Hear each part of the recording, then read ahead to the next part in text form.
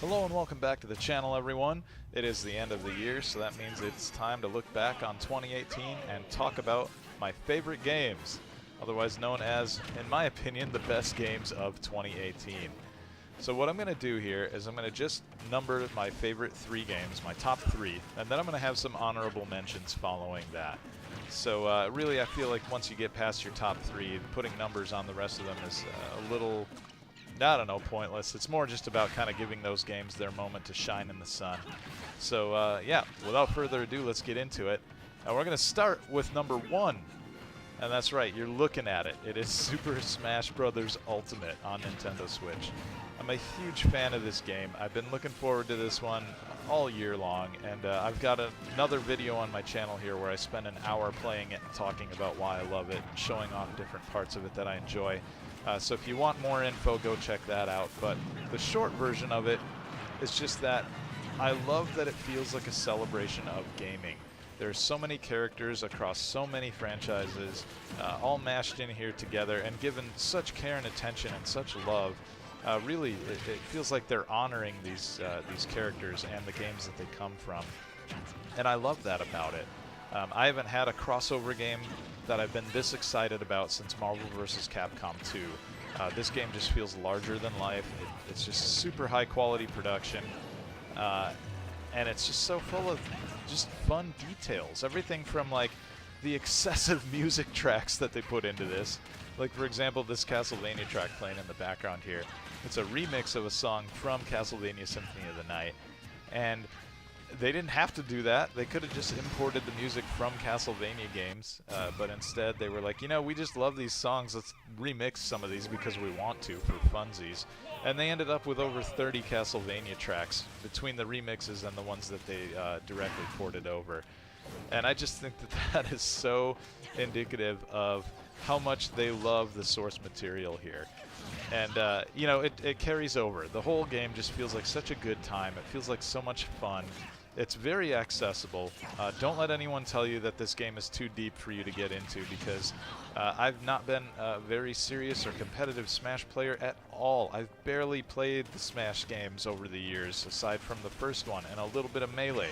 And I'm hopping into this one and having a great time with it. I feel like, you know, I pretty quickly got my feet under me. And as this match here that you're watching demonstrates, you can turn things around at any time. So feel free to jump in, try this one. I feel like it's a can't-miss game.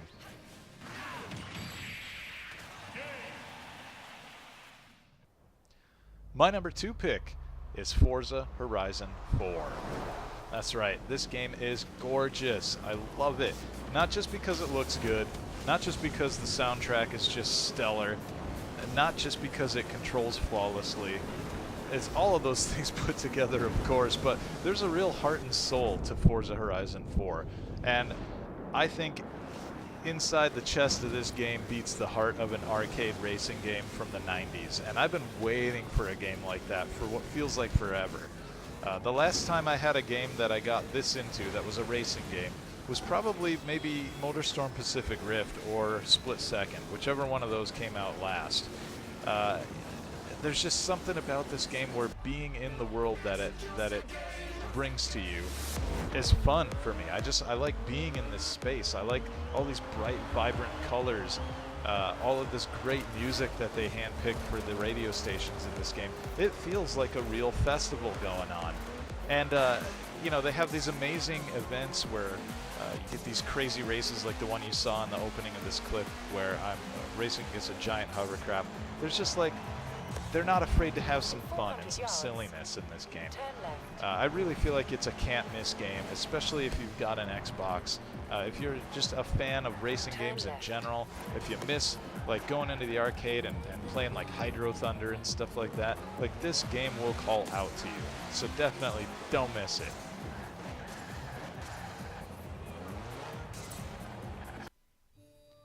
My number 3 game of 2018 is Valkyria Chronicles 4. This strategy RPG has a mix of action and shooter elements added into it, and I really feel like it is one of the most unique gameplay experiences out there. It's definitely not the first time this has been done, right? This is the 4th game in the series, but I think it is on par with the first game in terms of quality overall. The story, the characters, the way that the action plays, the way that the maps are for the battles, in scale and size. It's not hampered by the issues that haunted the PSP sequels, right? 2 and 3. And it's not trying to be something that it shouldn't be, like Valkyria Revolution. This is a tried and true Valkyria Chronicles game like you would expect, being a big fan of the first game. And I've really become a fan of the characters in this game and the story and the music, all of it. It's just a really great package altogether, and one that I really hope people don't miss out on, because it came out in October this year, which is a really rough time of the year to launch. Had some monster games coming out, not to mention Red Dead Redemption 2, right? So there was a lot going on, and I kind of worry about the sales that this game may or may not have done, and a little part of me fears that this might be the last Valkyria Chronicles game if it didn't sell as well as Sega wanted it to. But that shouldn't stop you from playing this. It is a great game. There's a lot to love here. This is the kind of game you can immerse yourself in, and it'll just keep you coming back because you want to see what's going to happen next. What's the next battle going to be like? So yeah, absolutely pick this up on whichever console you own, and get ready for something special. Valkyria Chronicles 4, don't miss it. Warriors cross swords beneath the gaze of the ancient gods. Outsider encountered. Neutralizing threat. Alright, so it's time to talk about my honorable mention. We're going to get this started with Soul Calibur 6. Soul Calibur 6 is a return to glory for the series. You know, I liked Soul Calibur 5 well enough, but I had my problems with it. There were a lot of people who weren't happy with some of the changes to the characters and the way some of the people played, but really it was a great looking and sounding Soul Calibur. And this is a better looking and sounding Soul Calibur than we've ever had, and it seems like the character roster harkens back to the days of the original game, which I really like, and there's a lot of nods to the original game in here. And then, you know, on top of all that stuff, they've got these great flourish moves like this one here. And it's just so flashy and over the top. It's highly accessible, but it's also surprisingly deep like the series has always been. So if you love fighting games, check it out. Just as it is written. And another fighter on the list. Fighting EX Layer! That's right, Fighting EX Layer. So this came out earlier in the summer, and you know, I think it got a lot of attention from really hardcore fighting game fans. People who remembered the Street Fighter EX Plus series from way back in, you know, the late 90s, early 2000s and stuff, right? And I don't know that it caught on much with people outside of that circle, but I feel like it should. I think if you're a fan of fighting games, or just games that are flashy and loud and have interesting characters in them and stuff, right? Like, this is one that you should take notice of. The roster isn't as big as what you see in a lot of other fighting games these days, but it does come from a smaller development team, and you know, there's a lot of love and a lot of heart in this game. It controls great. I think it takes good advantage of the hardware that's available right now, right? So definitely give this one a shot if you haven't already. It also goes on sale fairly often, I guess, so maybe keep an eye out for that and check it out. Dark Souls Remastered also came out earlier this year, and then again later in the year. Came out twice. First time on PS4 and Xbox One, and then later in the year on Nintendo Switch. And I was in for both times. I picked it up on PS4 and had a great time helping out people, fighting the bosses and stuff. And seeing this run at 60 frames per second was really nice. It was everything that I would have wanted in terms of like an upgrade without being like a full-on remake of it. And you know, it was just good to see the community for this up and running again. I came back to this one having played Dark Souls 2 and 3 and Bloodborne, right? Feeling like those games prepared me to come back and visit this game in a way that I wasn't prepared for the first time through it.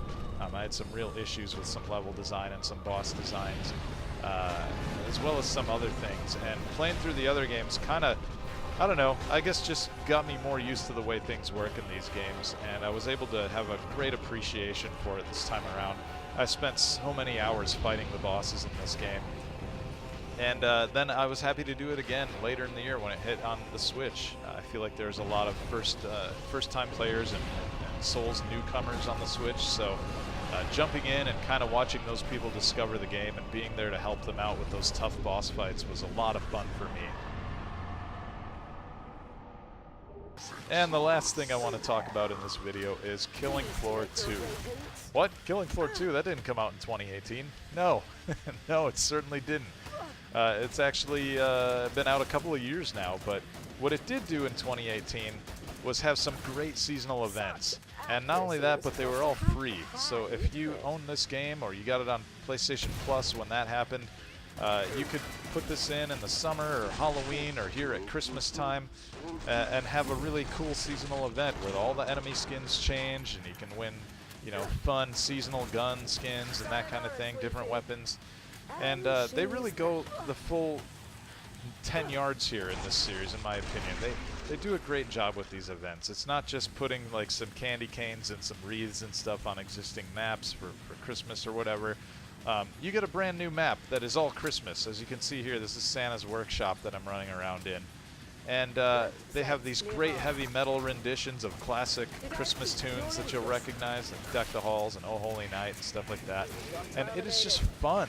It's just a good time. This is like what video games are all about, man. It's just doing some silly shit, having a good laugh, you know, blowing the head off of a crazy mutated gingerbread man who's trying to kill you with a sharpened candy cane. I mean, it's just so absurd.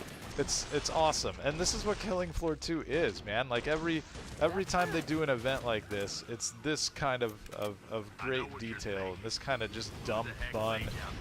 Just brings a smile to my face, and I wanted to call it out because I just feel like it's a great high quality game.